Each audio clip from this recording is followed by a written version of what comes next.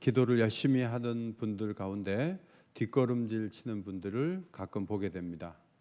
기도하다가 더 높은 단계로 올라가고 기도가 깊어지고 기도 시간도 길어지고 기도하면서 이전에 경험하지 못했던 일들을 경험하면 참 좋겠는데 어느 단계까지 열심히 기도하다가 뒷걸음질 치고 기도를 안 하는 사람이 되는 경우도 저희가 종종 발견하게 됩니다. 그 이유는 다양한데 그 이유 중 하나는 기도의 초점이 자기에게 모아져 있기 때문입니다. 그 이상의 중심과 본질이 있는데 그것을 잘 잡지 못하는 것입니다.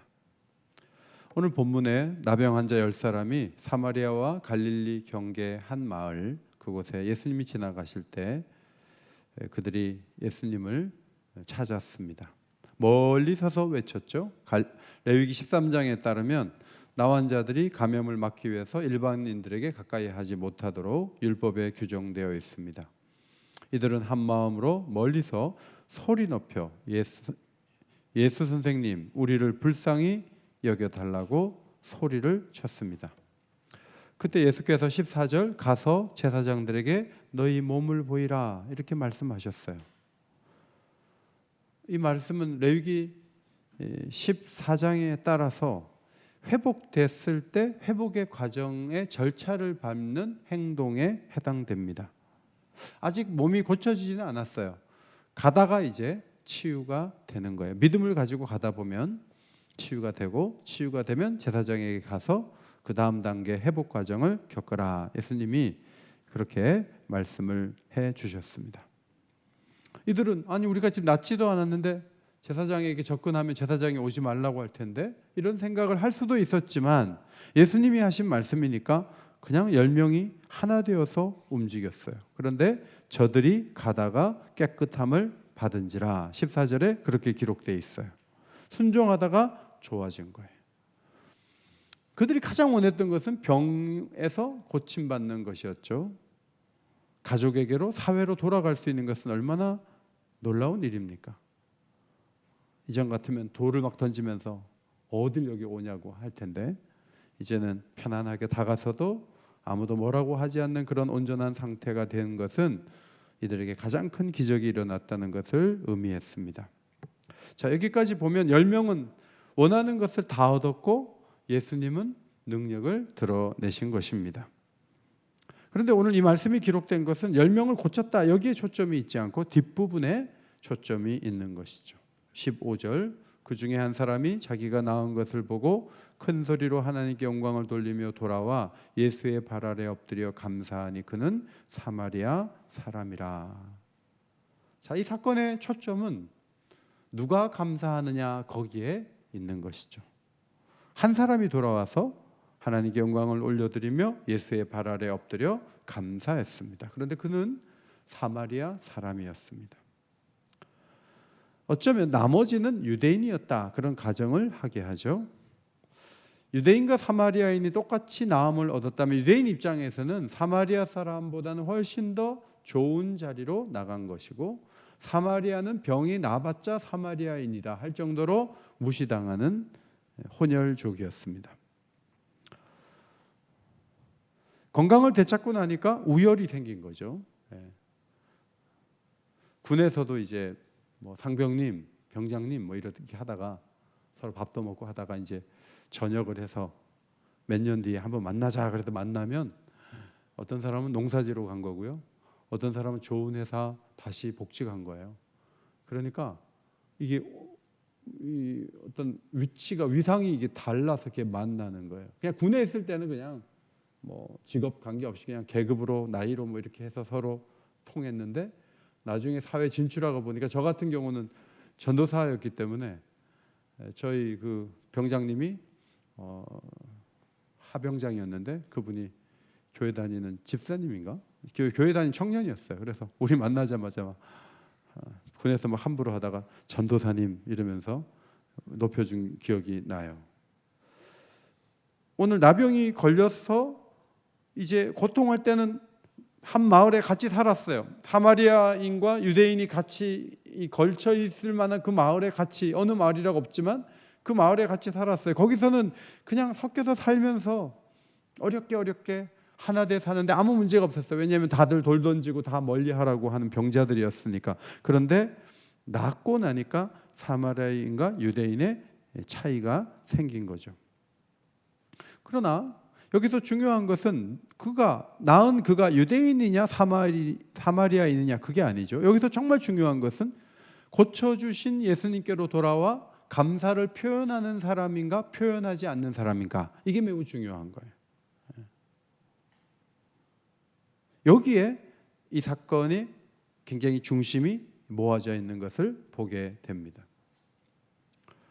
우월하지 못한 사마리아인은 더 위대한 길을 걸어갔고 우월해 보이는 유대인은 감사하지 아니함으로 문제가 있다. 자, 이 말씀은 이것을 전해주고 있습니다. 돌아온 사마리아인이 대단한 선물을 갖고 온 거 아니에요.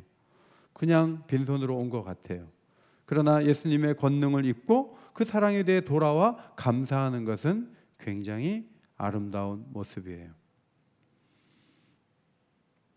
여러분, 신앙의 가치가 뭘로 판단됩니까? 많이 아는 걸로?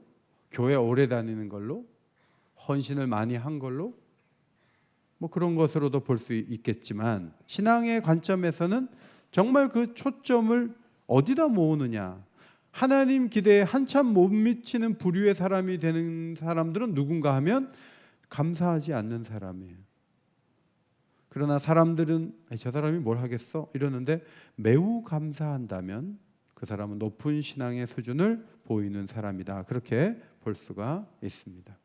사마리아인은 내가 어떻게 고침을 받았는가, 내가 고침받기 위해서 뭔가 한 일이 있는가 했을 때 이것은 철저히 예수님의 권능과 능력에서 나온 일이다. 그것을 생각하고 돌아왔어요. 그러니까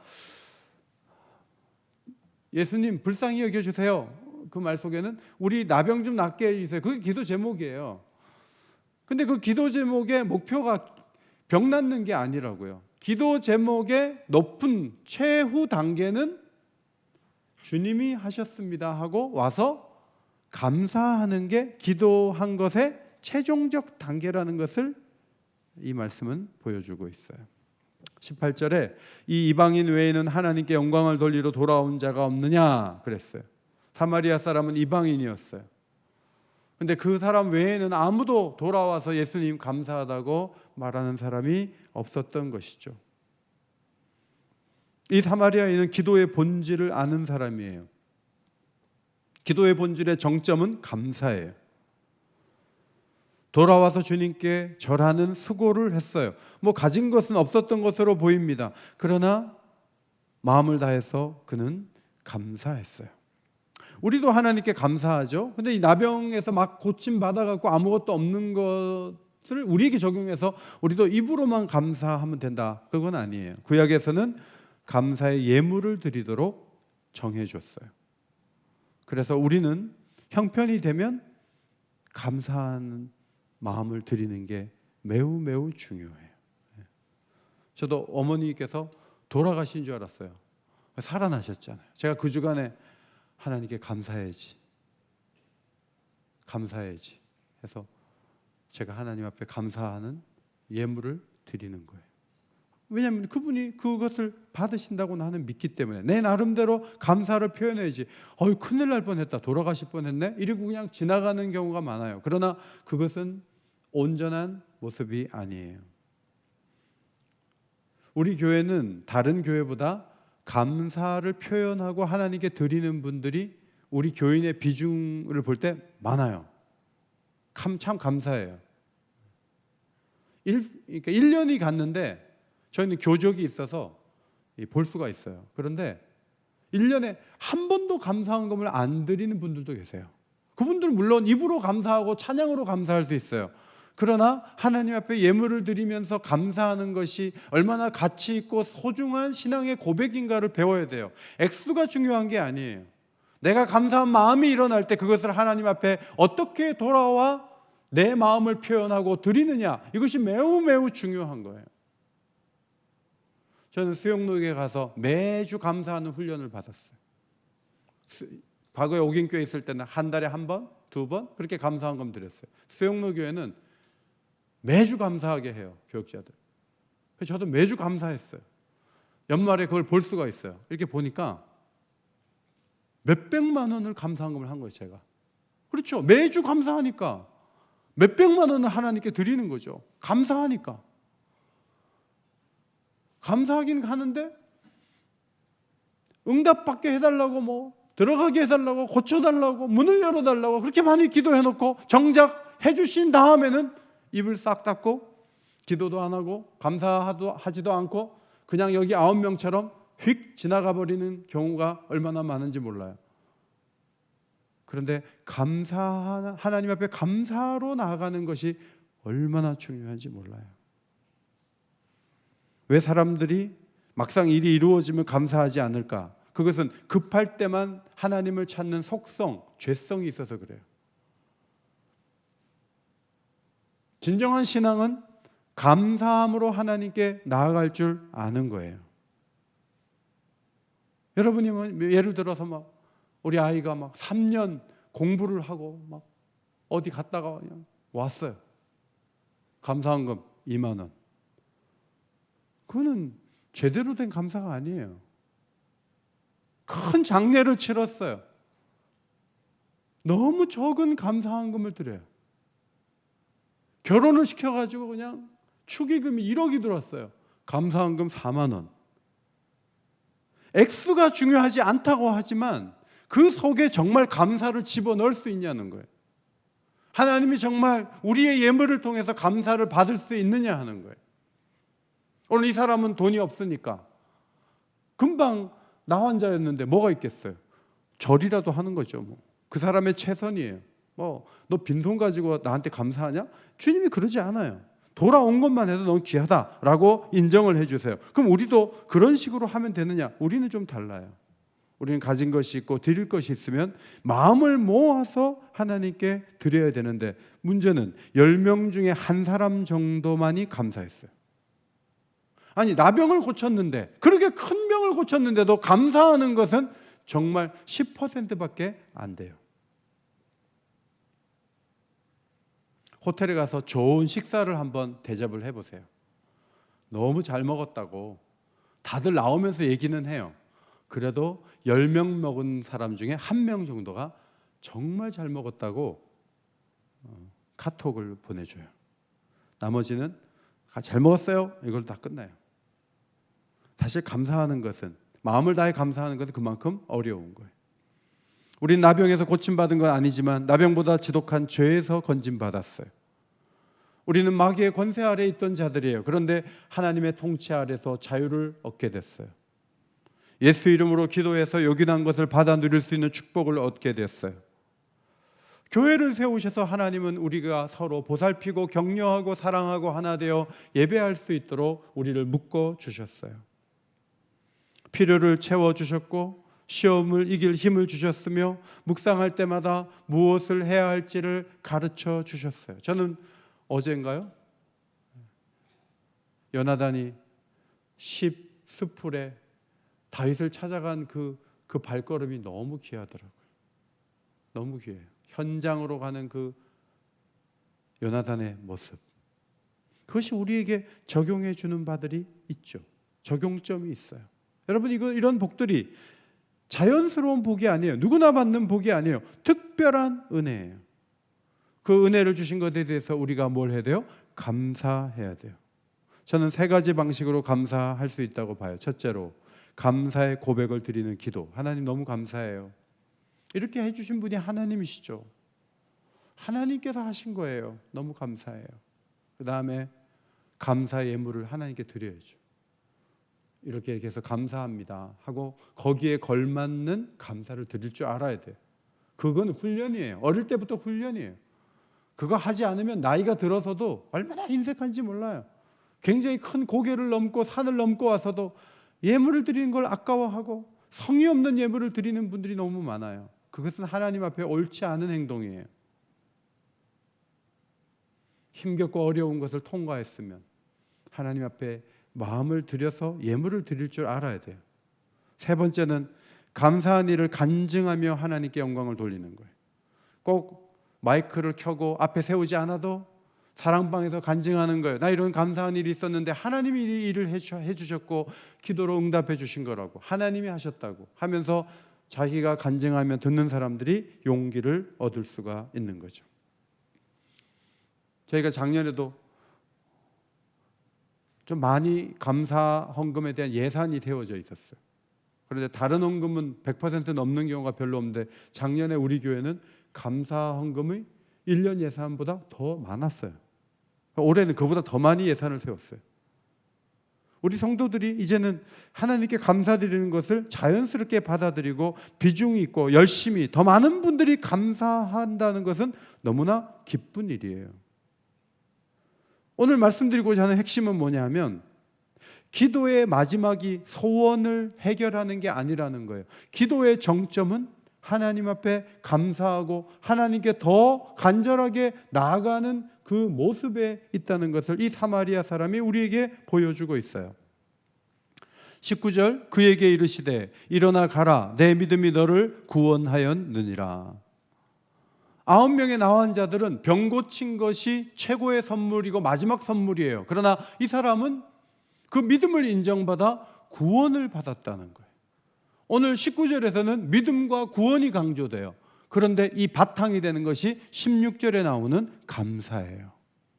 감사를 바탕으로 한 믿음과 구원이에요. 감사가 빠지면 믿음과 구원도 무너지는 거예요. 감사함으로 믿음이 서는 것이고 감사함으로 구원을 얻는 자리까지 나오는 거예요. 이것은 영원한 선물이에요. 나병에서 나았지만 관절염을 앓을 수 있다고요. 나병이 다시 재발되지 않는다 할지라도 다른 것에 의해서 9명은 무너지게 될 거예요. 그러나 돌아온 이 사람은 믿음이 인정받고 구원을 얻는 축복을 얻었어요. 이것은 영원한 선물이에요. 감사한 자가 훨씬 더 큰 선물을 받게 된다고 성경은 가르쳐줘요.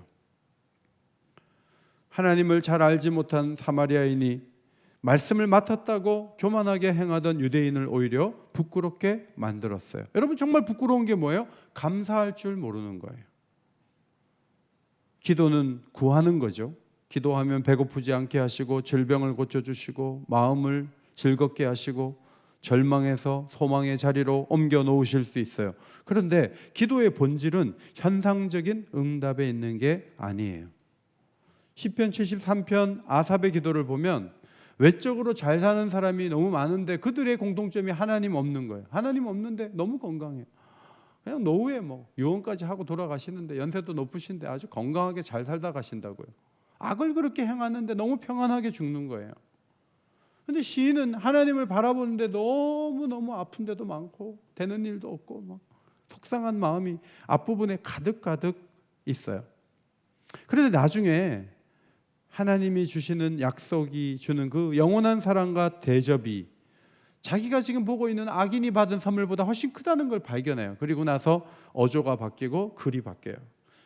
73편 24절에 주의 교훈으로 나를 인도하시고 후에는 영광으로 나를 영접하시리니. 정말 중요한 게 하나님 말씀 따라 살아가는 게 정말 중요한 것이구나. 지금 내가 뭘 누리고 대단히 건강해 보이고 뭐 하는 게 잘 되고 그것도 중요하지만 자기 마음대로 자기가 생각하는 대로 그렇게 사는 것이 아니라 하나님의 교훈을 따라 살아가면서 하나님이 나를 인도해 주시는 그 삶이 가치 있는 것이구나. 그리고 영광으로 나를 영접해 주실 후에는 나중에 그렇게 해 주실 것이지만 지금 당장 무슨 영광이 보이지 않는다 할지라도 하나님이 엄청난 영광의 세계로 나를 인도하실 것을 바라본다. 그런 말이죠. 그 다음 73편 25절 하늘에서는 주 외에 누가 내게 있으리요 땅에서는 주밖에 내가 사모할 리 없나이다. 자, 딴 사람들은 당신 행복한 이유를 얘기해 봐요. 여기 금이 보이죠? 여기 신발 보이죠? 여기 옷이 보이죠? 여기 땅 문서 보이죠? 여기 자동차 보이죠? 자, 그것이 그들의 행복의 이유예요. 그런데 이 시인은 하늘에서는 주님, 땅에서도 주님, 주님이 가장 큰 거예요. 주님을 발견했어요. 주님이 내 곁에 있어요. 주님이 나와 함께 하는 거예요. 가장 행복하다는 거예요. 시인은 아직도 약하고 어려운 문제가 있는 것 같아요. 26절이에요. 같이 한번 읽겠습니다. 시작. 내 육체와 마음은 쇠약하나 하나님은 내 마음의 반석이시오 영원한 분기시라. 육체가 쇠약해요. 마음도 쇠약해요. 마음도 지금 어디 안 좋은 것 같아요. 몸도 아파요. 쓰시는 데도 많고 여러 과를 병원에 가면 여러 과를 돌아다니면서 치료를 해야 되고 약을 타서 먹어야 돼요. 쇠약하다고요. 그런데 이 사람이 지금 뭔가 당당함을 얻고 회복된 이유가 뭐예요? 하나님이 내 마음의 반석이시니까. 하나님이 누구예요? 영원한 분기시기 때문에. 여러분, 분깃이 뭐예요? 제비 뽑아 할당된 몫이 분깃이에요. 제비를 뽑아서 선물을 있으면 이제 뽑아가지고 나는 저거 뽑힌 대로 가져가는 거예요. 근데 어떤 사람은 악인이 딱 뽑았는데 건강을 뽑았어요. 죽을 때까지 건강한 거예요. 또 어떤 사람은 뽑았는데 엄청난 부를 뽑았어요. 그는 계속 부자예요. 돈을 벌게 해갖고 엄청나게 잘 살아요. 그런데 아삽은 뭘 뽑았어요? 딱 뽑아보니까 하나님을 뽑았어요. 할렐루야. 여러분 지금 표정이 아유 안 됐다. 하나님 뽑았구나. 하나님 그냥 함께 하시는 건데 다른 걸 뽑아야지. 하나님 뽑으면 어떡해? 잠깐 그런 표정이었어요.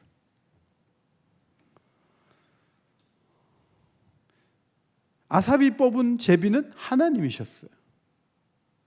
하나님이 그를 소유하셔야 하지만 그가 뭔가를 소유한 것처럼 하나님과 함께하는 길을 걸어가게 된 거죠. 그가 얘기해요. 하나님 없이 건강하고 부하고 문제없고 잘 사는 것처럼 보이지만 다 망하게 될 거다. 그게 영원한 게 아니거든요. 그게 시간이 지나면 다 무너지는 것들이거든요. 그런데 하나님은 영원히 자신의 분깃이 되어주신다는 이 확신을 가지고 이 시를 결론을 내죠. 결론의 말씀이 27절이에요. 같이 한번 읽겠습니다. 시작. 하나님께 가까이함이 내게 복이라. 하나님을 가까이함이 내게 복이다. 그래서 주의 행적을 전파하겠다고 고백을 해요. 주의 행적을 전파한다는 말 속에는 아삽의 어떤 하나님께서 아삽을 위해서 주신 어떤 은혜를 내가 말하고 다닌다는 간증 차원을 넘어서서 역사 가운데 하나님이 행하신 수많은 일들을 자기가 이야기하고 다니겠다는 거예요. 이것이 바로 아삽의 감사의 표현이에요. 하나님을 가까이 하면 구약 성경에서는 민수기 17장에 보면 죽는다고 그러죠. 가까이 하면 죽는 거예요. 근데 이 사람은 하나님 가까이 하다 죽으려면 어떻게 하려고 하나님 가까이 하면 내게 복이라고 했지? 이런 생각을 하게 돼요. 성경적으로 하나님 밖에 있는 사람은 하나님 가까이 하면 죽어요. 그러나 그리스도 안에 있으면, 믿음으로 나아가면 하나님이 그를 기쁘게 받아주시는 거죠. 하나님을 가까이 하는 방법은 우리가 그리스도 안에 거하는 거죠. 신약에 와서 요한복음 15장 7절에 너희가 내 안에 거하고 내 말이 너희 안에 거하면 무엇이든지 원하는 대로 구하라. 그리하면 이루리라. 기도의 전제 조건이 뭐예요? 그리스도 안에 있는 거예요. 우리가 주님 안에 거하고 그 다음에 주님의 말씀이 우리 안에 거하는 거예요. 그러면 무엇이든지 원하는 대로 구하라. 그리하면 이루리라. 말씀대로 살아가는 공동체는 뭐든지 구하면 다 이룰 수 있는 거예요. 이 말씀은 말씀의 정신 안에서 기도하는 것 가운데 내가 못 줄 건 없다. 말씀의 정신 안에서만 기도하면 난 다 줄 수 있어. 그런 예수님의 약속이에요. 동시에 말씀이 우리 안에 거할 때만 우리는 기도다운 기도를 드릴 수 있고 하나님이 받으실 만한 기도를 드릴 수 있다. 그런 얘기도 돼요. 무엇이든지 원하는 대로 구하라 했지만 전제 조건은 내 말이 너희 안에 거하면이에요. 주의 말씀이 우리 안에 거하면 우리의 기도는 물질이 아니에요. 궁극적인 목표는 어떤 명예와 자리가 아니에요. 궁극적인 목표는 하나님이에요. 하나님께 나가는 거예요. 우리 소원을 10분이 뭐예요? 우리가 기도 자리에 앉기 전에 이미 다 알고 계세요. 뭘 1시간 동안 기도해요? 그냥 아시죠? 그리고 집에 가면 다 알고 계시다고요. 그런데 1시간이나 기도를 하자고 하는 이유가 뭐예요? 왜 사람을 앉혀놓고 답답하고 힘들게 만드냐고요? 하나님께 나아가려고 하는 거예요. 그게 손쉽게 그냥 커피 믹스 타먹듯이 그렇게 우리가 하나님으로 만족하는 게 아니에요. 커피 한 잔도 제대로 마시려면 원두를 갈아야 되고요. 그 다음에 그거를 거름종이해서 내려야 되고요. 물을 타야 되고요. 아메리카노 한 잔도 뽑으려면 제대로 마시려면 시간이 걸려요. 영적인 세계의 기도가 그렇게 2분, 3분 해가지고 눈만 잠깐 감았다가 떠서 그냥 끝나는 게 그게 기도가 아니에요. 하나님께 나가는 것이 복잡한 과정이 필요하다는 얘기는 아니에요. 그러나 우리의 기도 속에는 하나님을 향한 목마름, 하나님을 향한 사랑, 사랑하는 사람하고 통화할 때 20분, 30분 보통 할 수 있잖아요. 하나님께도 깊은 관계가 성립이 되면 하나님께 나아가는 것이 즐거운 시간이 되고 그 즐거운 시간이 내게는 1시간 같지만 10분처럼 지나갈 수도 있는 거예요. 예수님의 대제사장의 기도 마지막 문장 17장 26절 요한복음 말씀 보면 내가 아버지의 이름을 그들에게 알게 하였고 또 알게 하리니 이는 나를 사랑하신 사랑이 그들 안에 있고 나도 그들 안에 있게 하려 함이니이다. 이것이 대제사장 기도의 마지막 문장이에요. 26절이에요. 26절. 예수님 관심은 제자들에게 하나님을 알리는 데 있었어요. 근데 이 작업이 끝없는 거예요. 그들에게 알게 하였고 또 알게 하리니 그랬잖아요. 예수님은 부활 승천하기 전에 40일 동안 하나님 나라에 대해서 강론하셨어요. 그 중심은 하나님이 누군지를 계속 알리는 데 있었어요. 하나님을 알게 하려는 이유가 뭐예요? 예수님을 사랑하신 그 하나님의 사랑이 예수님의 제자들 안에 머물도록 하기 위해서, 동시에 하나님을 알게 하면서 예수님도 그들 안에 머물기 위해서 예수님이 그렇게 하신다고 고백했습니다. 하나님을 아는 일은 쉽지가 않아요. 예수님이 승천하시면 하나님을 어떻게 알아요? 그래서 성령을 부으셨어요. 예수님에 대해서 잘 알게 되면서 그들이 또 하나님을 더 깊이 아는 놀라운 변화가 일어나게 되었습니다. 성령이 오시니까 말씀한 것이 생각나게 되는 거죠. 우리는 산상수훈 말씀을, 아니 예수님이 이렇게 긴 내용의 말씀을 전했는데 어떻게 제자들이, 사도들이 어떻게 그렇게 긴 내용의 설교문을 고스란히 그렇게 아주 논리정연하게 질서 있게 어떻게 이렇게 잘 적었을까? 마태복음 5장, 6장, 7장 산상수훈 그거 누가 기억하고 적은 거예요? 메모를 받아서 한 것도 아닐 텐데 성령의 역사예요. 성령이 그것이 생각나게 하고 적을 수 있도록 감동을 주어서 사도들 가운데 그 글을 쓸 수 있는 사람이 있었고 그것이 교회의 유산이 된 거죠. 성령은 말씀을 떠올리게 하시죠. 성령은 기도하는 가운데도 우리에게 감동을 주세요.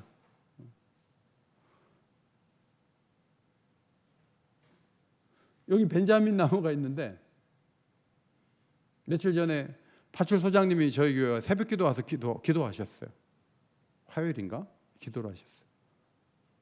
야근이 걸리면 제가 자신이 온다 그러니까 저한테 문자가 왔어요.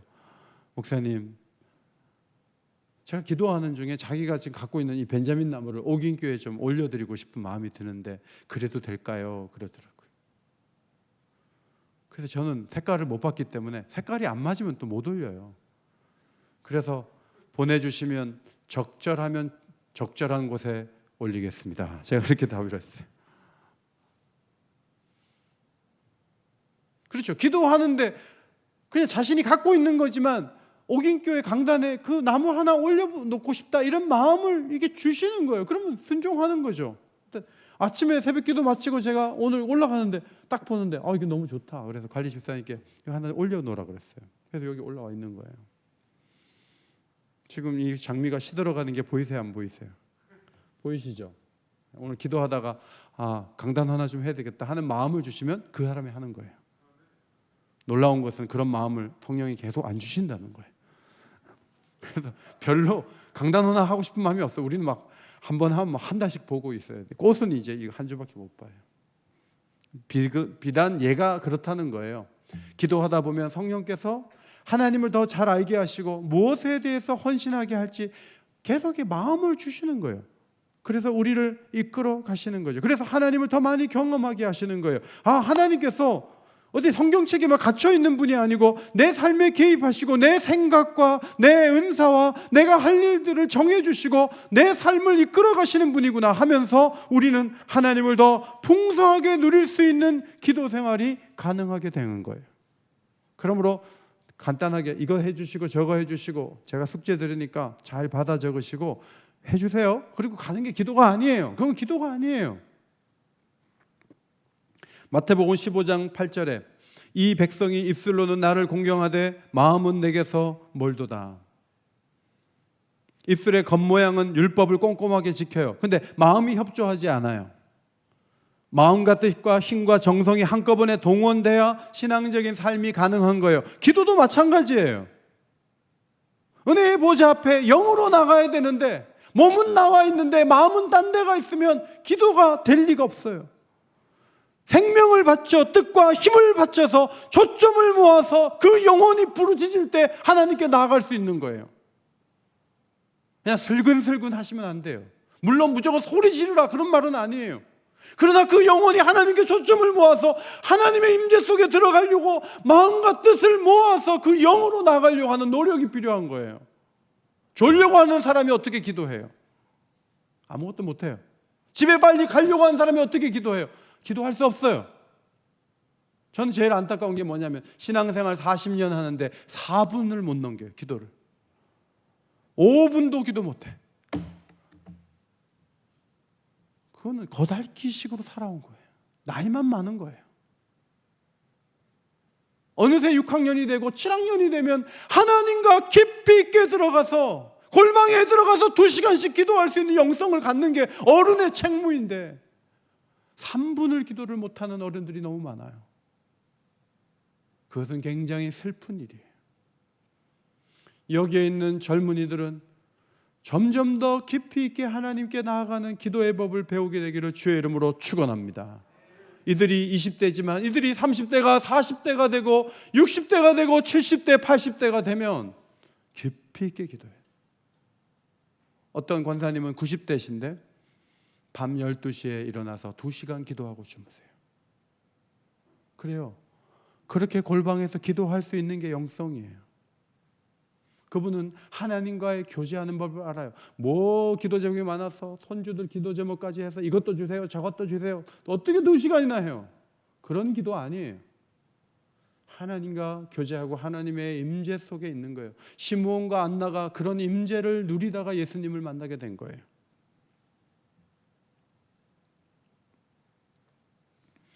물론 우리는 급한 일 앞에서 기도하게 돼요. 히스기야가 죽을 것이라는 통보를 받고 자신이 하나님 앞에 기도하다가 나았죠. 나은 다음에 지은 시가 이사야서 38장에 소개되어 있어요. 자신이 그 병들었을 때 제비같이 핫같이 지저귀며 비둘기같이 슬피 울며 눈이 새하도록 앙망하면서 나 좀 살려달라고 그랬어요.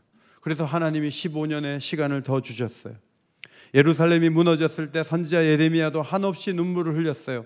딸 내 백성의 파멸로 말미암아 내 눈에는 눈물이 시내처럼 흐르도다. 여호와여 우리가 당한 것을 기억하시고 우리가 받는 치욕을 살펴보옵소서.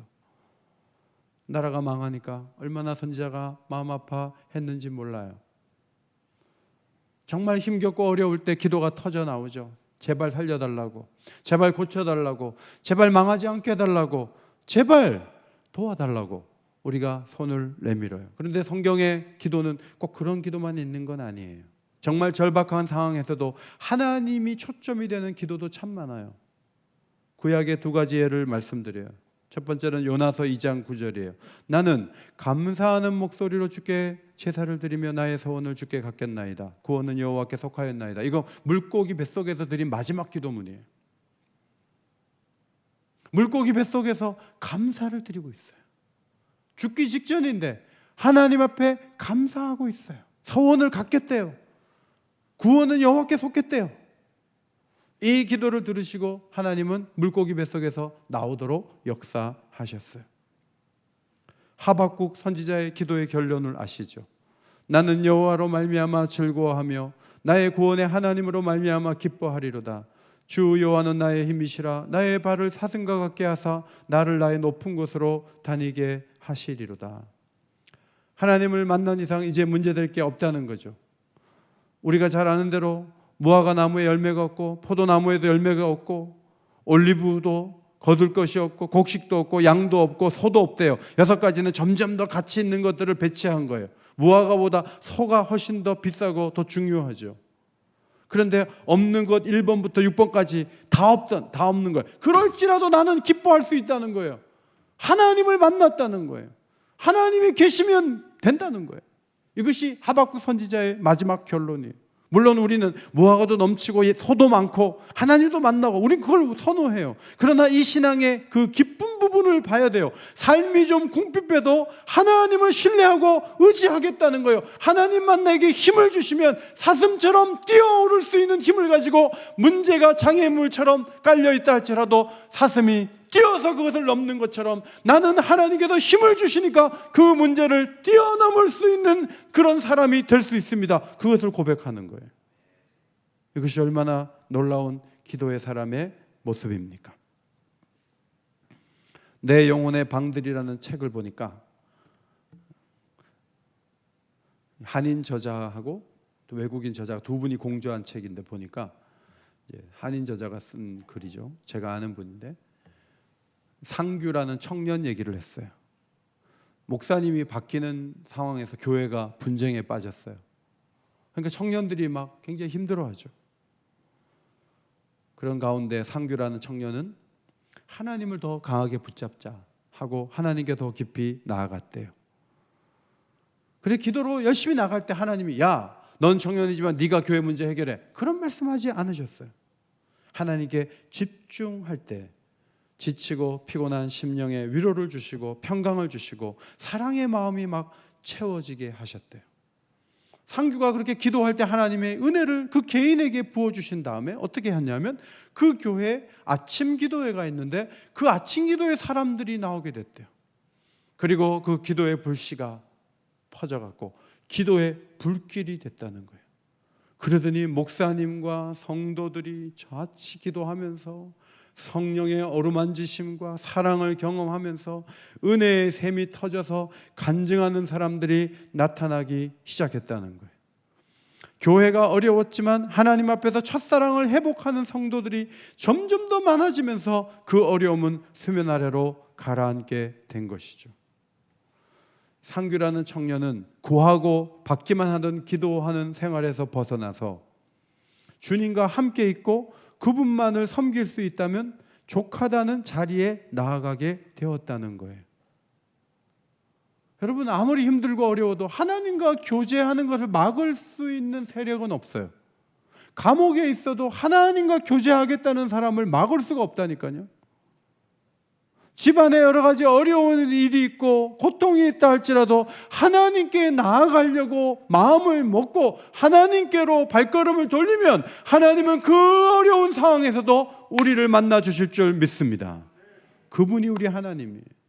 우리는 기도 못한 이유가 많아요. 바쁘고 뭐 하는 일이 안 되고 낙심이 되고 뭐 이런저런 이유들이 많아요. 그런데 여러분 사실 그런 환경 속에서도 하나님께 집중하려고만 하면 하나님은 그 사람을 정말 기쁘게 여기시고 핀셋으로 뽑아내듯이 그를 뽑아내서 은혜를 갑절이나 주실 수 있는 능력의 하나님, 지혜의 하나님이에요. 하나님은 어떤 상황에서 도움 주세요.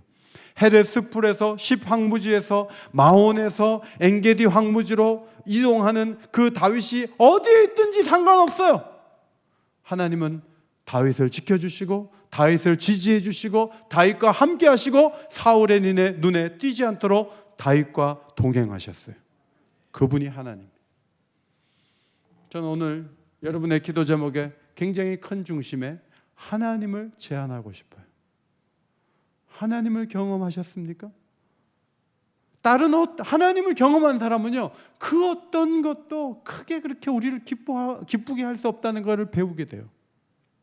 하나님으로 인한 기쁨은요, 뭐 다른 거, 뭐 물건을 사거나, 뭐 어디 좋은 데 가거나, 뭐 맛있는 걸 먹거나, 그런 거하고 비교할 바가 없대. 그러니까 사막에서 그 교부들이 하나님과 교제에 빠져가지고, 물론 세상을 너무 등진 것은 잘한 것은 아니지만 그 즐거움이 대단하거든요.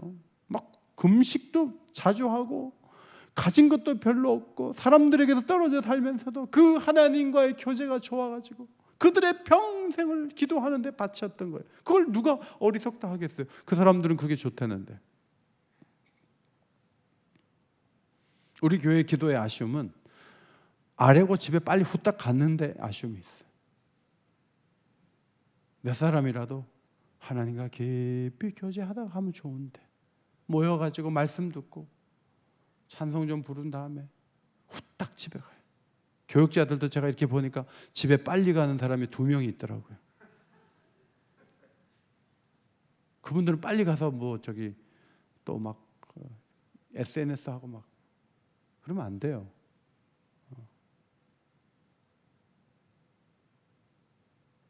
지금 영적으로는 하나님에 대한 혼란이 이 정도로 크게 일어난 세상이 없었어요. 사람이 신이라 그랬는데 그걸 쫓아가고 젊음을 다 망치고 자기네 얘기로는 10만 명이래요. 좀 뻥튀기 한 것 같긴 하지만 그래도 수만 명의 젊은이들이 따르고 있잖아요. 교회가 그들에게 우리 청년들을 안 뺏기려고 노력하는 것도 귀한 것이지만요, 저 밖에 있는 사람들, 그리스도가 없는 사람들에게 우리가 무기력하게 그냥 바라만 보면 안 돼요. 하나님으로 충만한 사람들이 일어나야 돼요. 정명석이 국졸인 거 아세요? 국졸인데 엘리트들을 다 무너뜨렸어요. 많이 배우면 뭐예요? 영향력이 없는데. 많이 배운 만큼 영향력을 가져야 돼요. 사탄의 힘을 받아가지고 파괴하는데 온 힘을 바치는 사람들로 인해서 교회는 그 명예가 실추되고, 이단하고 정통교단하고 구분 못하는 사람들은 야 이제 교회 조심하자 그러잖아요. 그럼 수세에 몰려갖고 구석에 웅크려 있을 것이 아니라 우리는 어떻게 진리의 복음을 가지고 영향력 있는 사람이 될 것인가? 그냥 나 혼자 신앙생활 잘하는 것으로 그친다면 기도할 것도 없어요. 그러나 영향력 있는 사람이 되기 위해서는 기도하고 성령의 능력을 받고 혼자 안 돼요. 더불어 함께 묶여 있고 같이 기도하고 같이 뜨겁게 일어나고 그 중심에 하나님을 추구하는 중심이 있어야 돼요. A는 A의 기도 제목, B는 B의 기도 제목, 그 기도 제목이 응답되면 다 흩어져 버리는 그런 공동체는 모래알과 같아요. 하나님 원하시는 것은 하나님을 중심으로 뭉치고 모이고 뜨거워지고 강해지는 거예요. 이것이 하나님이 원하시는 거예요. 금요기도회는 그 일을 이루는 가장 중요한 시간이에요. 오늘도 우리가 모인 것은 이 사명을 감당하기 위해서 모인 것이다. 이 믿음을 가지고 간절히 기도할 수 있는 복된 밤이 되시기를 주의 이름으로 축원합니다. 기도 제목 말씀드려요. 첫 번째, 마음 다해 감사하며 우리 기도의 목적이 하나님이 되게 하소서.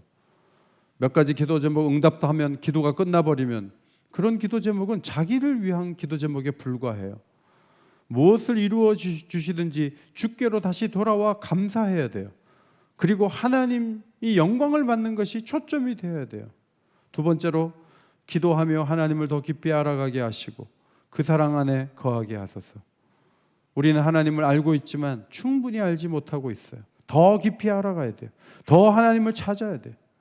세 번째로, 우리의 발을 사슴과 같게 하사 문제를 뛰어넘는 복된 자리에 나아갈 수 있도록 우리를 붙들어 주옵소서. 이 세 가지 기도 제목 가지고 간절한 마음으로 기도하기 원합니다. 두 손 드시고 주님 이름 부르짖고 기도합니다. 주여